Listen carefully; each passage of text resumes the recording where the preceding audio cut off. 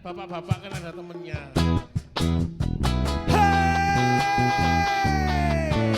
Gak cuma cangkruan dong.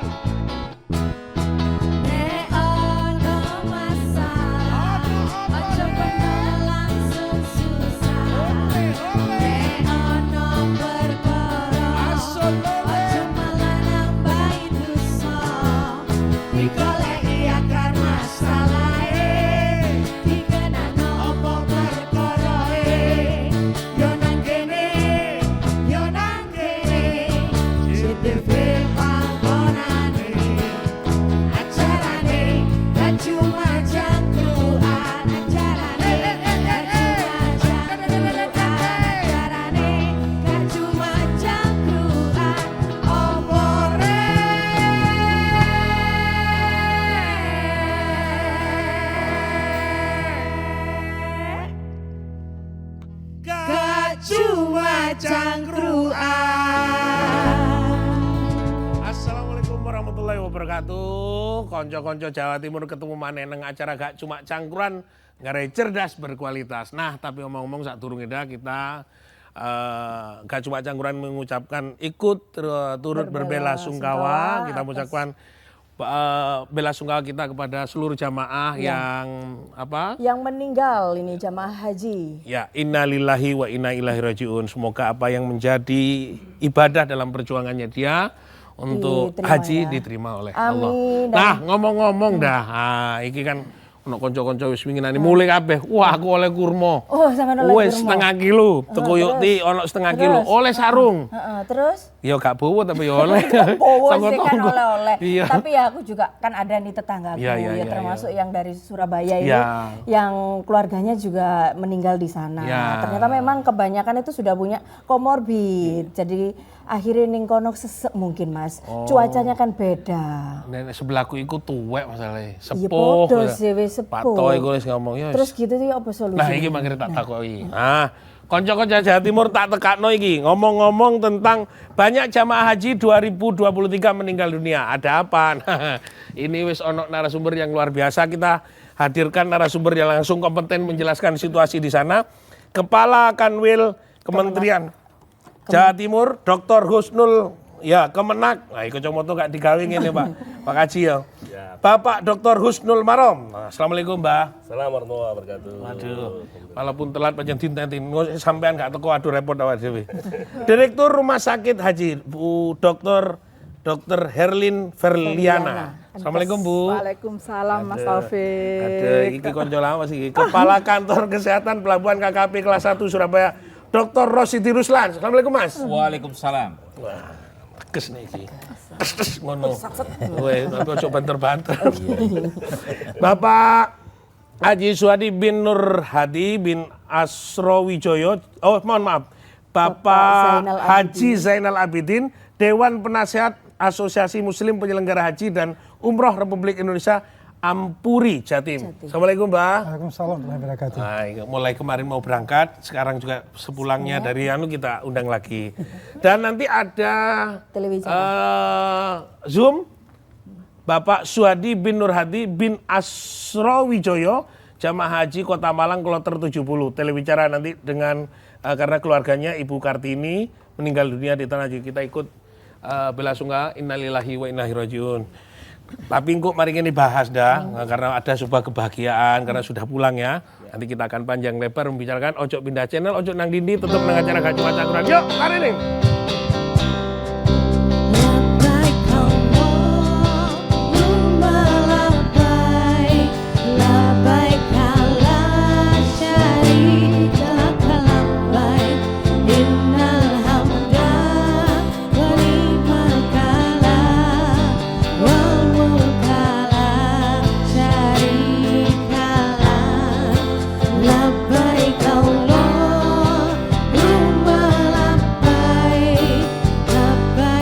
Arep ngomong-ngomong, ojo ngomong kurma jajan kok sembarang kae. Iki lho terus ya ono kepala Kanwil wah ngene war arek arep hajian niku cek gak akeh sing berpulang ke rahmatullah. Ini Bapak Dr. Husnul Marom. Pak, niki terus pundi situasi di sana? Mungkin situasi pelaksanaan di sana kok malah ada banyak yang meninggal dunia di sana. situasi apa iklim atau apa gimana? Ya. Yang pertama jamaah haji kita tahun ini sejumlah 38.360 orang untuk embarkasi Surabaya. Itu memang yang banyak adalah lansianya itu sekitar kurang lebih 12.000 orang. 12.000 orang itu belum termasuk yang resti. Kalau resiko tinggi itu tidak kenal umur ya. Jadi di bawah 60 tahun itu juga banyak sekali yang resti itu ya. Jadi faktor utama itu ya karena lansia, banyaknya lansia. Ya. Faktor yang kedua itu karena termasuk salah satu cuaca di sana ya cuaca di sana. Dan berikutnya ini juga kami yang ada di Kementerian Agama akan mengusulkan mekanisme ke depan supaya untuk meminimalisasi jumlah jamaah haji kita yang meninggal dunia, yaitu usulan yang nanti akan dibahas di pusat Kementerian Agama RI bersama dengan Komisi 8 DPR RI dan khususnya dengan Kementerian Kesehatan RI, yaitu mekanismenya ketika jamaah haji yang sudah masuk daftar rilis tahun 2024 terpanggil untuk bisa berangkat sebelum pelunasan, kita usulkan untuk kita tes kesehatan dulu, pemeriksaan kesehatan. Kalau dari tim kesehatan dari Kementerian Kesehatan RI mengatakan layak berangkat, maka boleh melunasi. Kalau tidak layak berangkat tidak perlu lunasi. Ya, tapi itu usulan ya, usulan. Jadi nanti tentunya usulan itu akan dibahas secara komprehensif bersama wakil rakyat, bersama dengan lintas kementerian, utamanya Kementerian Kesehatan RI. Oke, saya tahu kerja keras Pak Dr. Husnul Maram kemarin waktu ributnya begini-begini, lalu mengatur sedemikian rupa kemarin ya.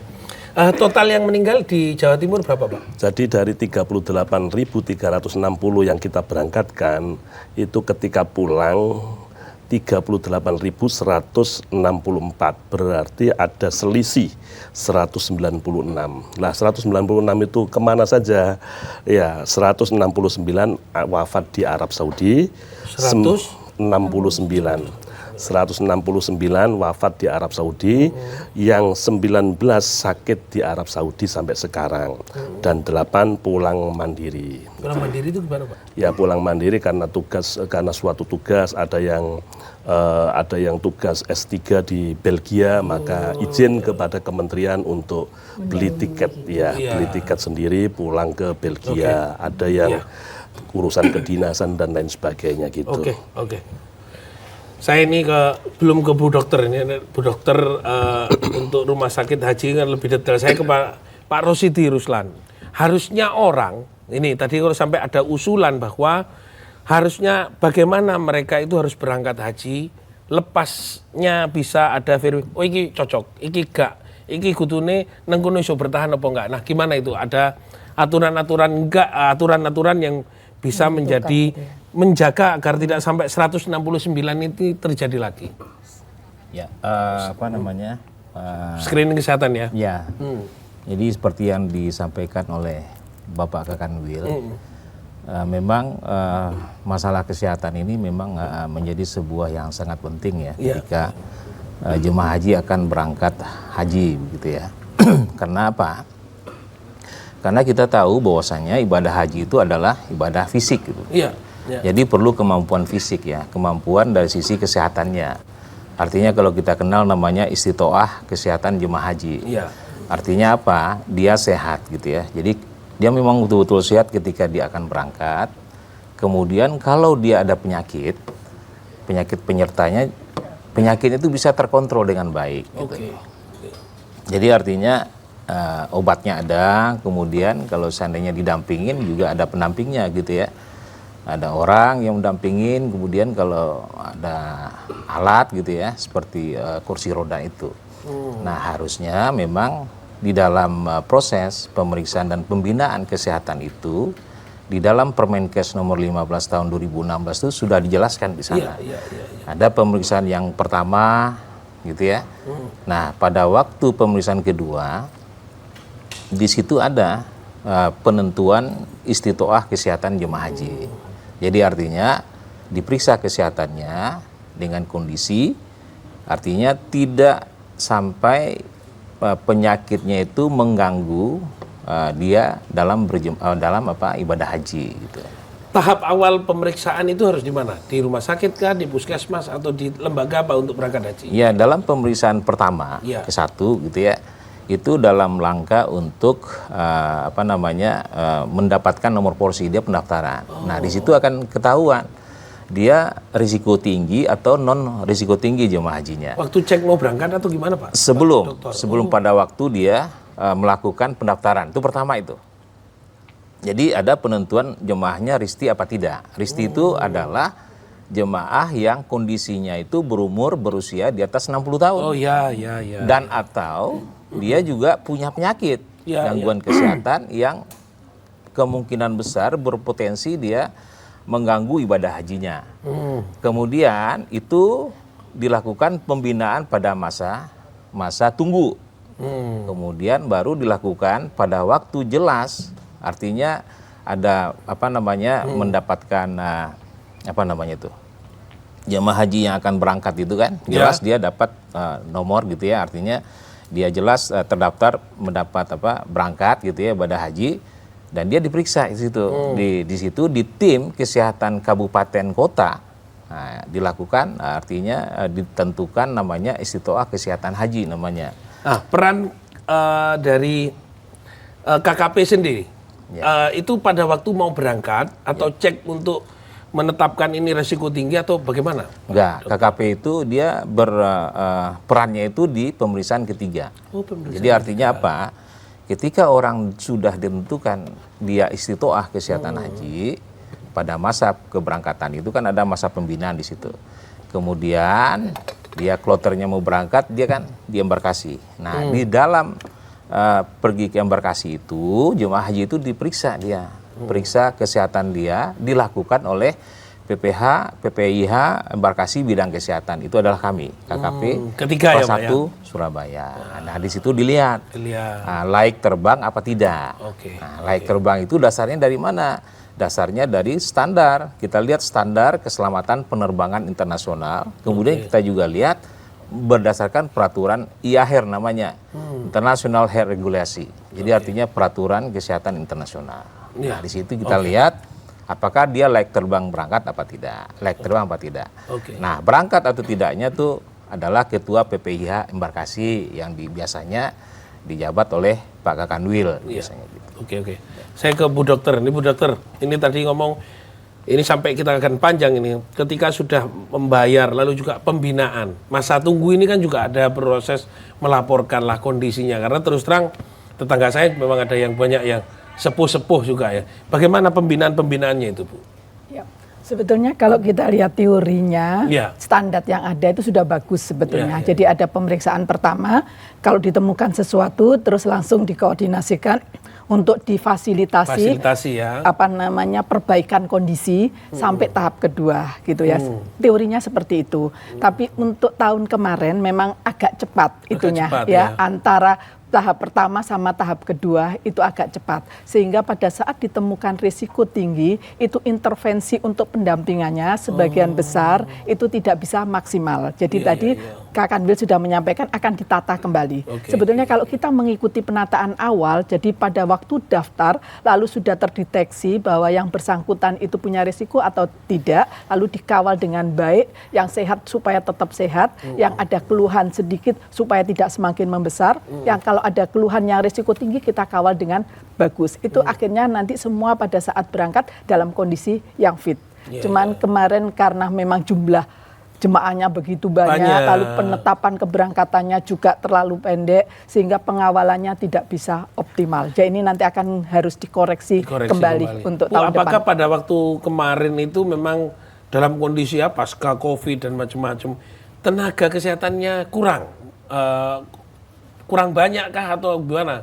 Tidak, sebetulnya kalau khusus untuk jemaah haji ini sebetulnya tenaga yang mendampingi baik tenaga kloter dan lain sebagainya itu sudah cukup ya. Cuma yang menjadi masalah adalah tadi mayoritasnya adalah lansia. Jadi lansia dengan kondisi komorbid yang tidak terkendali. Nggak ngerti komorbid itu. Jadi penyakit penyerta dengan penyakit penyertanya. Makanya tonton pur itu komorbid ngene delahom iku komorbid. Jadi kalau lansia itu sudah risiko lansia. Jadi berarti kita harus lebih mempersiapkan dengan baik dibanding kalau usianya di bawah 60. Jadi ini harus ada persiapan lebih baik. Yang menarik lagi Mas Taufik kemarin itu adalah yang meninggal itu 83% yang meninggal itu adalah usia di atas 61. Jadi 83%. Berarti ini pembelajaran buat kita betapa harus menata dengan baik untuk jemaah yang usianya di atas 61 karena 83% yang meninggal itu usia di atas 61. Makanya ikulah, aku ya rotok ngitung nonton enggak, aku nginceng iku tulisannya Pak Kakanwil. Cok. Kocok-kocok Jawa Timur udah pindah channel. Iki sing antri wis coba rotok akeh maneh, tapi nek sumama kaya pur komorbid pur, apa maneh resiko tinggi kok pur jauh budal pur, timbang aku ngenteni. Ojo pindah channel tetep nang acara Gak Cuma Cangkru. Yuk nyanyi dong.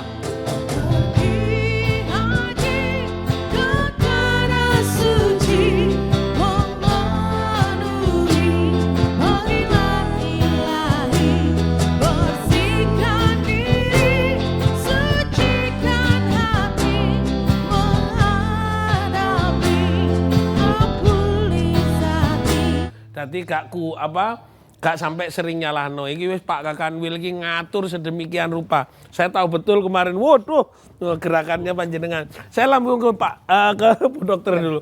Bu, kalau ada risiko tinggi, lalu bagaimana seharusnya? Nanti biar kita juga bantu beliaunya ini Bapak Kakanwil Kemenak ini untuk nek sing tuwek, risiko tinggi, jumlahnya kayak ngene, ngaturannya gimana? Harusnya bagaimana, Bu? Jadi intinya adalah perjalanan haji ini memerlukan fisik yang kuat, fisik yang sehat gitu. Tetapi kalau kita lihat bahwa karena antrinya panjang dan lain sebagainya, tidak menutup kemungkinan lansia ini juga akan wajib untuk berangkat karena seumur hidup kan satu kali. Tadi saya sudah sampaikan belajar dari pengalaman tahun ini 83% yang meninggal itu adalah lansia. Maka nanti yang untuk kedepannya kita harus menata dengan baik bagaimanakah persiapan lansia ini supaya beliau-beliau ini berangkat menunaikan ibadah haji dengan kondisi yang sehat berangkatnya, sehat pulangnya. Itu yang kita harapkan seperti itu. Apa yang perlu kita lakukan? Berarti nanti saya akan minta tolong kepada Kemenak untuk menentukan keberangkatan itu jangan terlalu pendek. Jadi jangka waktunya yang agak cukup karena pendek maka persiapan kita akan sulit untuk mengawal lansia atau mengawal yang bukan lansia dan risiko tinggi itu supaya bisa memahami apa yang harus dikerjakan atau dilakukan pada saat melaksanakan ibadah ini sehingga kondisinya tidak semakin parah. Itu kan itunya seperti itu. Sehingga apa yang dilakukan apabila persiapan ataupun penentuan bahwa ini berangkat itu agak panjang, maka pemeriksaan pertama yang seperti yang dikatakan oleh Pak Rosidi tadi itu sudah bisa ditentukan lalu sudah terbagi siapa yang sehat, siapa yang sakit, siapa yang risiko tinggi. Lah itu akan dikawal masing-masing ya. Sampai pemeriksaan kedua dipastikan bahwa beliau-beliau ini istitoah untuk bisa berangkat. Nah, yang pada saat di tempat haji nanti mereka akan mandiri bahwa saya harus minum obat ini, bahwa saya tidak boleh makan ini, bahwa saya tidak boleh capek. Nah, ini mereka paham sehingga kondisi tubuhnya akan bisa tetap terjaga. Tapi kalau tidak bisa mandiri seperti itu, maka kejadian yang kemarin itu banyak hal-hal yang memperberat kondisi penyakit penyertanya atau komorbid tadi. Saya ke Pak Zainal. Pak Zainal, ini ternyata mulai banyak pertimbangan treatment ya. Saya juga berarti kesehatan sudah harus mengawali, ngelatih, kok sampai ke sana harus begitu. Nah, menurut panjenengan, ini kan pengalaman kita juga ada di sana. Wong nek wis akeh bruk bingung kanan kiri. Aku ngene bojoku nang ndi mau sampai kayak gitu. Brek nek semua gak kentir koyo ngono, kentir kalau nah itu bagaimana harusnya dengan pola yang begitu banyak seperti itu. Menurut panjenengan jamaah itu harus seperti apa? Ada batasan-batasan kah atau harus ada ruang pemerintah untuk mengevaluasi kembali? Monggo, Mas Zainal. Menarik. Baik, ada ruang yang perlu dilakukan oleh pemerintah untuk mengevaluasi kejadian atau pengalaman yang sudah terjadi.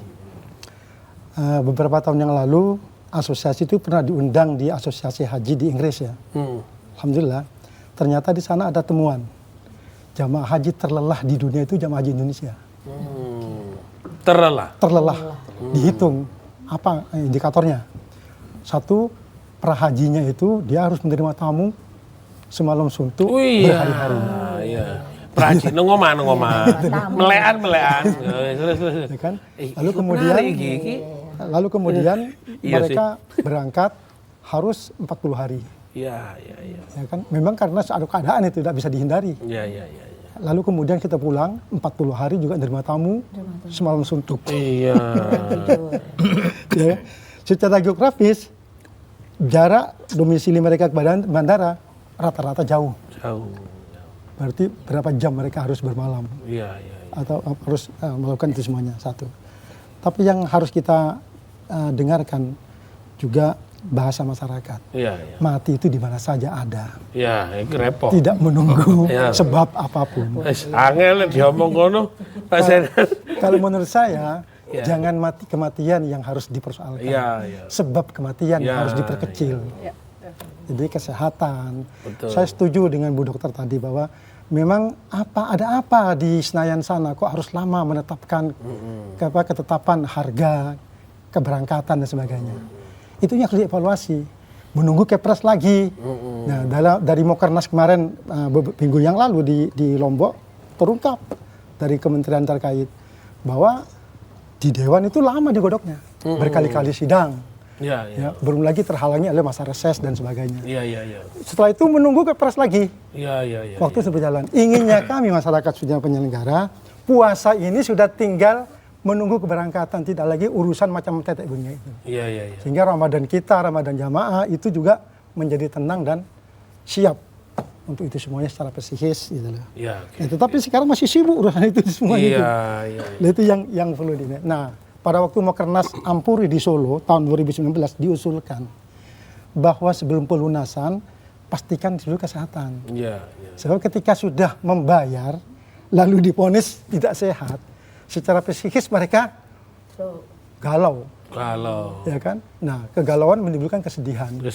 Nah, akhirnya mencari cara bagaimana memaksakan kehendak. Nah, oleh karenanya menurut saya buka pelayanan kesehatan yang terakses kepada Seskohat Kes di seluruh kabupaten kota se-Indonesia dan tidak hanya milih-milih rumah sakit tertentu gitu loh.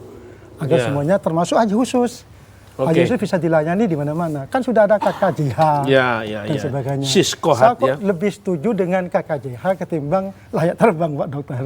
Sebenarnya kalau layak terbang itu harus diterbitkan di injury time, berapa banyak korban itu. Yang tidak bisa berangkat. Terima kasih. Saya ngobrol-ngobrol ini hanya apakah benar di sana kemarin itu makanannya kurang layak, tidak tepat waktu, dan ini kan kita untuk meng-cross check saja karena walaupun di sini sudah disebutkan itu tadi ngenteni tamu. Iya wis, iki winginane aku ngomong teko iku ya sih terima tamu lah kayak gitu. Nah itu nah apakah di sana itu betul-betul ada keterbatasan lah tenaga, akhirnya makanan tidak sampai atau gimana, karena sampai Menteri Agama juga mendatangi ke Arab kemarin. Enggak Pak? Jadi gini, kalau sebelum Armusna itu makanan sudah sangat layak sekali. Sarapan ada, makan siang ada, makan malam juga ada, dan itu sesuai dengan lidah dari daerah masing-masing karena untuk embarkasi Surabaya sudah ditetapkan tempatnya, sehingga sesuai menunya kebiasaannya ya. Jadi masakan Jawa Timuran, masakan Madura, sehingga ya enak. Gitu. Ya ketika memang waktu di Musdalifah kemarin memang ada pergantian yang dulunya melalui muasasah melalui maktab-maktab itu diatur dengan tujuan raja itu untuk tertib, sehingga untuk Indonesia itu semacam LO-nya itu sudah ada, LO-nya Masyarik gitu ya. Nah rupanya petugas-petugas yang LO baru itu belum pernah pengalaman. Oke. Nah, sehingga pihak ketiga itulah yang harus bertanggung jawab. Oleh karena itu Kementerian Agama itu ya sudah berprotes secara resmi kepada pihak ketiga, kepada ya, pemerintah, dan Kementerian Haji sudah meminta maaf kepada pemerintah Indonesia terkait dengan kejadian itu. Ya. Oke.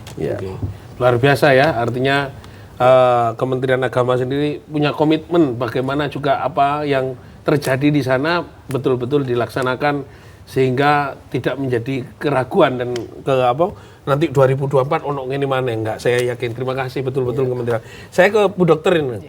Bu Dokter, ngomong-ngomong orang-orang yang dianggap risiko tinggi itu loro apa saya Bu Dokter? Apa maneh tadi itu makku juga nggak ngerti penyakit bawaan nek kaya por komorbid. Karena por iku kaya ngene. Kolesterol.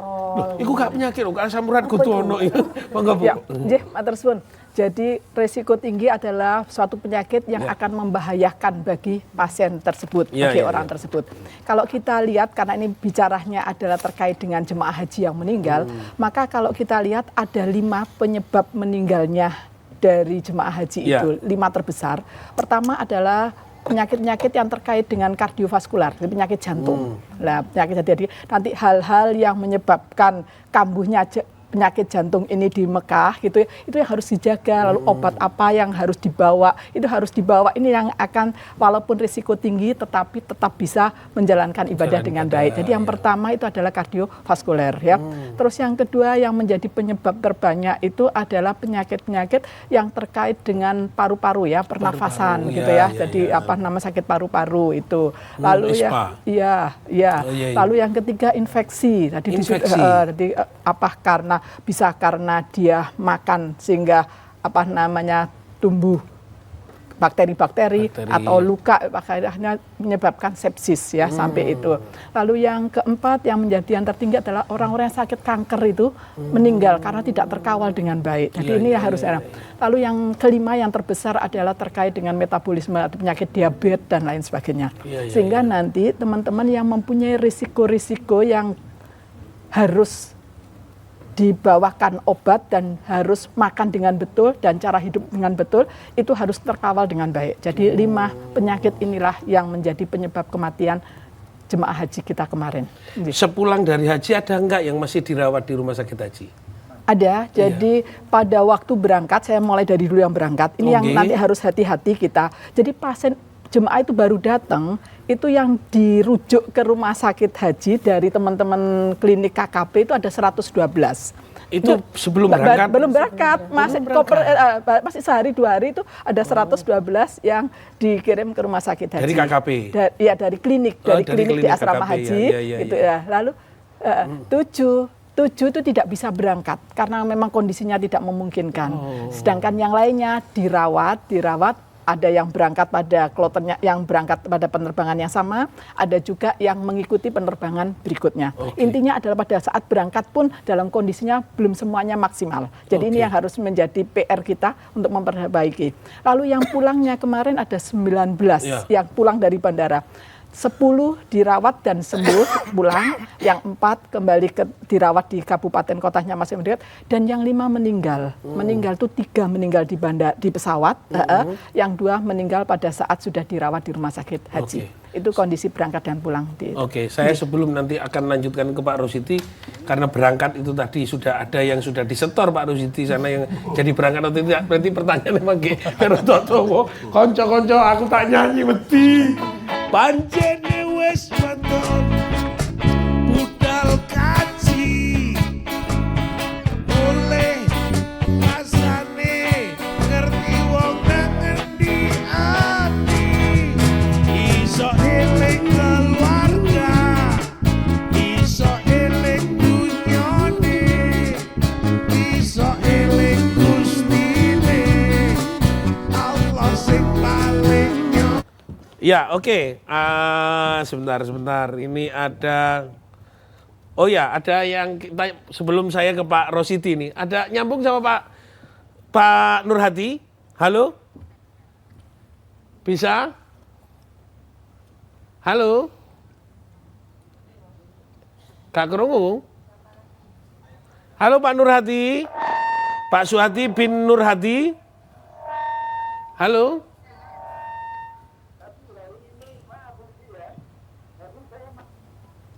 Kecil suaranya. Halo Pak Nur Hadi bin Suhadi. Pak Suhadi bin Nur Hadi. Halo. Ya. Nggih. Ya. Pak. Assalamualaikum Pak. Waalaikumsalam. Oh, bisa dijelaskan Pak Nur Hadi, saya juga ikut bela sungkawa, innalillahi wa inna ilaihi raji'un. Bisa dijelaskan Pak kondisi Pak Suhadi dan Ibu di sana kondisinya seperti apa? Dan Untuk saya pribadi, alhamdulillah nggih. sehat walafiat. Nggih Pak. Soal makan, saya tidak pernah nggak habis. Makan saya habis semuanya. Iya Pak. Nah, khusus untuk ibu, memang kalau menu sana kurang begitu selera. Oh, kurang begitu selera. Ya Pak ya. Sehingga teman-teman satu kamar itu menyampaikan kepada saya tidak mau makan. Oh. Paling hanya 2-3 sendok saja. Nggih. Apa ada keluhan dari Ibu kurang seleranya itu karena apa? Karena Bapak kan juga selera semuanya habis. Karena Ibu apa Pak? Karena keluhan apa? Nggak bisa masuknya hanya 2 sendok 3 sendok. Meskipun di Malang ya, kalau tidak masaknya sendiri itu kurang pas. Oh, nggih, kebiasaan nggih Pak, nggih. Apalagi di sana. Oh, nggih. Nami Bapak Ibu Kartini. Pak lengkapnya? Ya, Kartini Jirim Anwari. Oh. Ada keluhan sakit apa, Pak? Bagaimana? Ada keluhan sakit apa, Ibu? Kalau sakitnya enggak ada. Oh. Jadi waktu saya di kamar itu diberitahu oleh satu kamar bahwa ibu agak sakit. Kemudian saya ke kamar. Saya itu menyampaikan kepada saya perutnya sakit. Nggih. Kemudian seperti biasanya kalau capek-capek itu saya pijet. Kadang-kadang minta gitu ke kakinya gitu.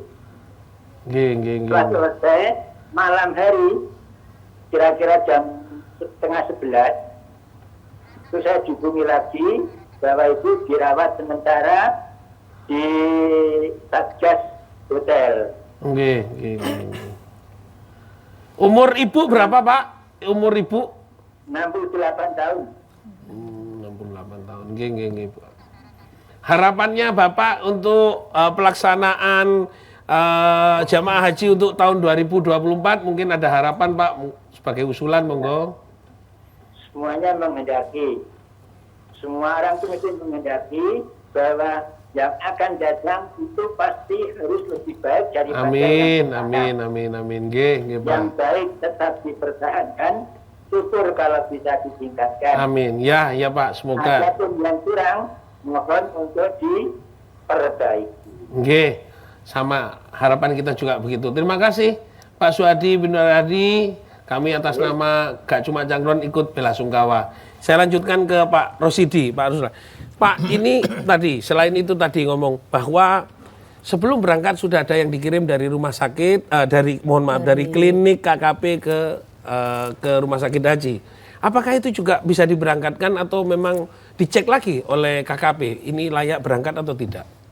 Ya, KKP itu perannya di pemeriksaan ketiga di embarkasi. Siap. Embarkasi itu artinya sesuai dengan peraturan ya. Okay. Permenkes nomor 15 tahun 2016 itu jelas bahwasanya KKP itu punya peran untuk apakah jemaah haji itu layak terbang apa tidak. Oke. Nah, layak terbangnya kita periksa.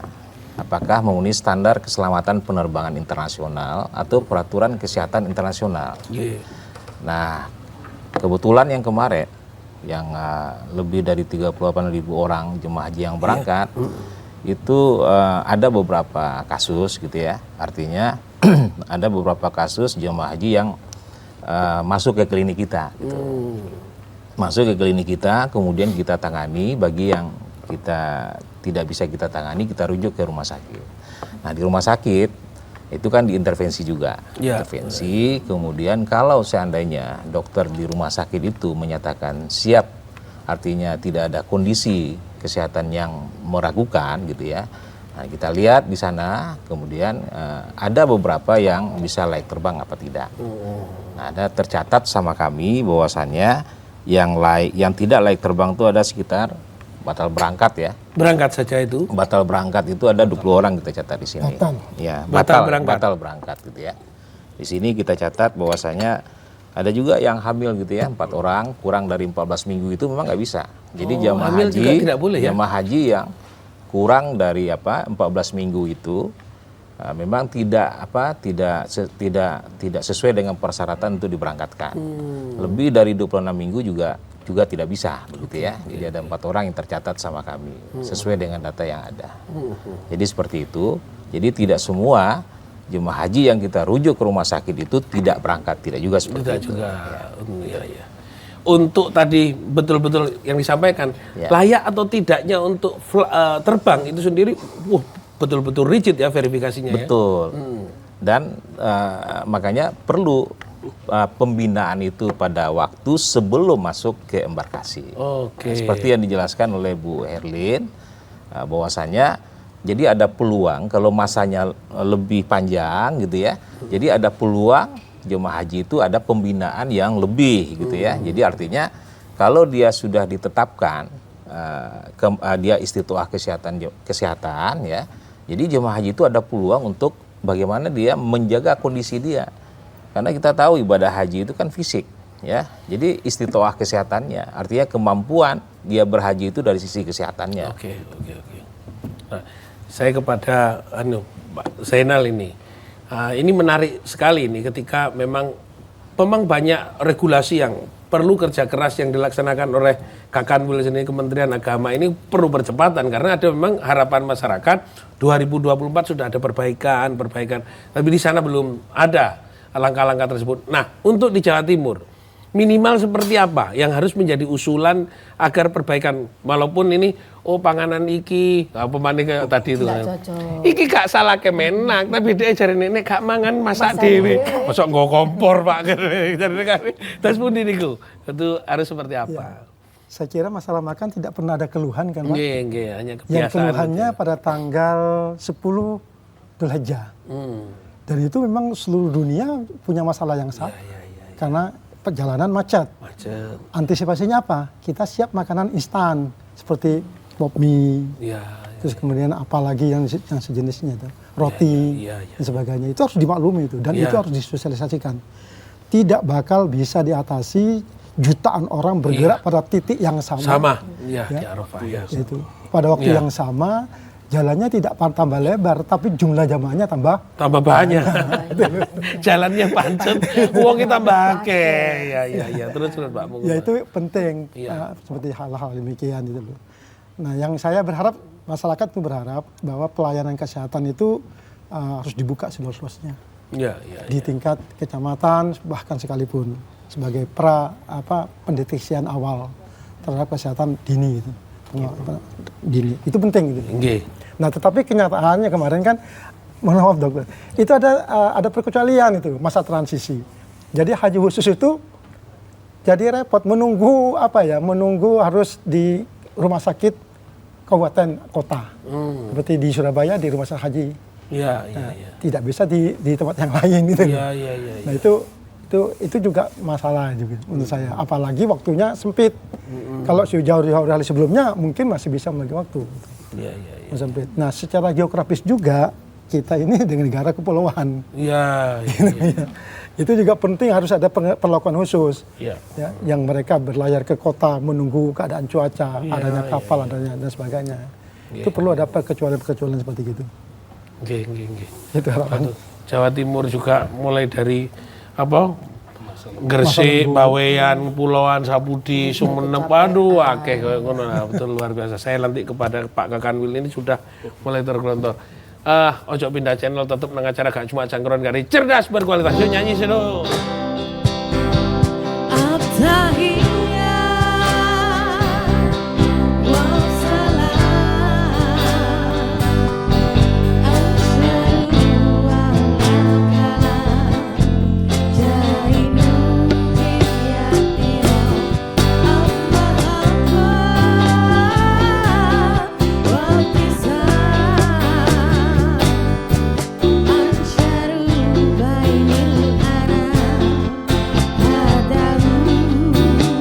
Oke, aku bagian leles-leles. Monggo. Pak, monggo. Pak Zainal Abidin, harapannya untuk kedepannya agar 2024 jamaah haji terutama Jawa Timur juga semakin ada perbaikan. Monggo. Ya, pertama kebijakan harus memperhatikan waktu yang lebih cepat lebih bagus. Kebijakan di sana itu adalah first come first serve. Jadi nanti kontraknya dengan maktab atau syarikat yang di sana yang dulu muassasah yayasan sekarang kan sudah perseroan. Itu tahun depan berpotensi untuk antar negara dicampur itu. Tidak dapat terkumpul di satu maktab. Itu tanda-tanda juga kelihatan. Nah, kita tidak bisa melakukan kontrak jika persyaratan di sini belum selesai gitu loh. Sementara persyaratan di sini dimulai dari pelunasan. Nah, pelunasan selalu terlambat gitu loh.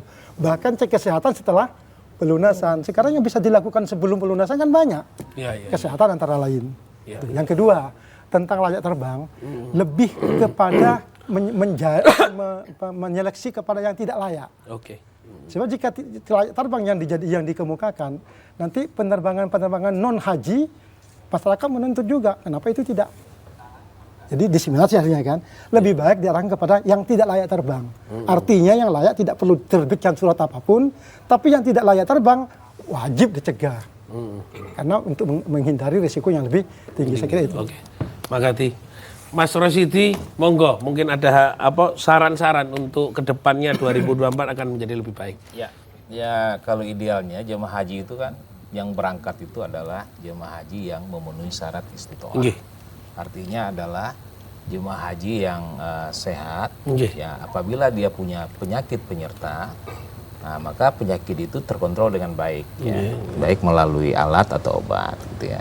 Kemudian yang paling penting adalah jemaah haji juga bisa menjaga dirinya pada waktu dia memang sudah dinyatakan akan berangkat, gitu ya. Jadi ada masa di sana dia mempersiapkan diri dengan baik, ya.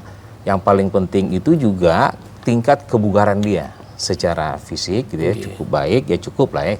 Kemudian kita tahu bahwasanya tingkat mobilitasnya yang ada di Arab Saudi itu kan cukup luar biasa itu. Ada tawaf, sa'i, apalagi kalau seandainya di Musdalifah, Armusna itu. Jadi tingkat mobilitasnya kan sangat tinggi itu. Nah, kemudian terakhir jamaah haji juga bisa mengikuti proses mulai dari awal. Ya, kita punya puskesmas gitu ya, punya program dalam rangka untuk kebugaran jemaah haji bisa bisa ikut di sana. Karena pemerintah juga punya program-program seperti itu. Itu yang bisa saya. Makasih, Dr. Siti. Ibu, Dr. Herlin, mungkin ada langkah-langkah upaya untuk kepada jamaah yang akan berangkat 2024 ini. Iya, karena kita semua sudah tahu bahwa ibadah haji ini dibutuhkan satu kesehatan yang prima. Untuk itu, bagi Bapak Ibu semuanya yang akan berangkat di tahun depan, pastikan bahwa mulai mendeteksi dini apa-apa yang terjadi dalam dirinya. Jadi mandiri dulu. Jadi setelah itu nanti kita juga akan bisa mengikuti aturan-aturan yang sudah dibuat pemerintah. Tetapi dirinya sendiri harus mandiri. Bahwa saya harus kontrol, bahwa saya harus menemukan apa-apa yang ada di dalam diri saya. Setelah itu saya harus menjaga. Ini kuncinya adalah kemandirian dari yang bersangkutan. Selanjutnya tentu puskesmas sebagai institusi yang ditunjuk oleh pemerintah untuk men-screening awal itu pun dilakukan dengan maksimal. Sehingga perpaduan antara yang akan berangkat dengan semua institusi yang disiapkan pemerintah untuk mengawal kesehatan ini bisa berjalan dengan bareng.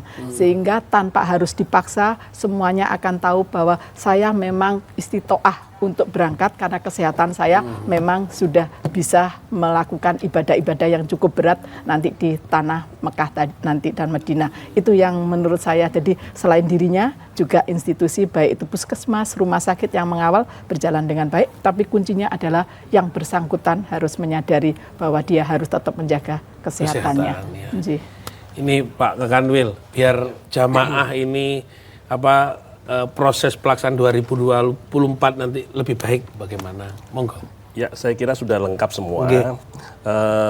Perlu diketahui bahwasanya komitmen dari Gus Menteri, Gus Yakut Khalil Qomas, ini menginginkan paling tidak bulan 11 2023 itu sudah mendapatkan kuota dari Raja Saudi.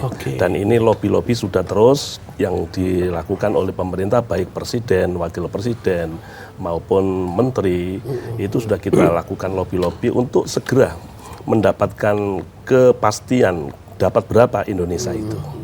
Nah itu kalau itu insya Allah percepatan akan yang diharapkan masyarakat tidak mendadak lah istilahnya gitu.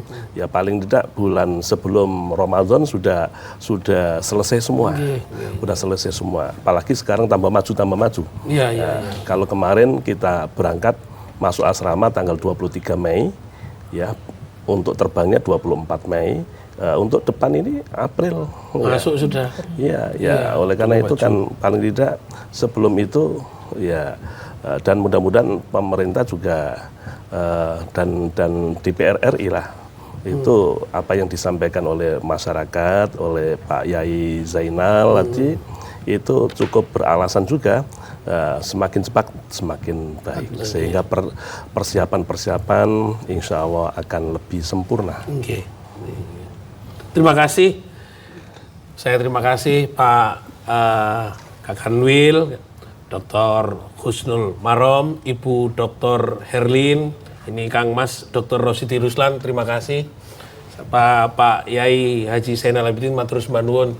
Konco-konco Jawa Timur iki dadi informasi, dan apapun yang terjadi ini adalah upaya kita bersama-sama untuk memberikan pelayanan yang terbaik untuk tahun 2024. Muga-muga iki gawe manfaat. Matur nuwun. Wassalamualaikum warahmatullahi wabarakatuh. Yuk.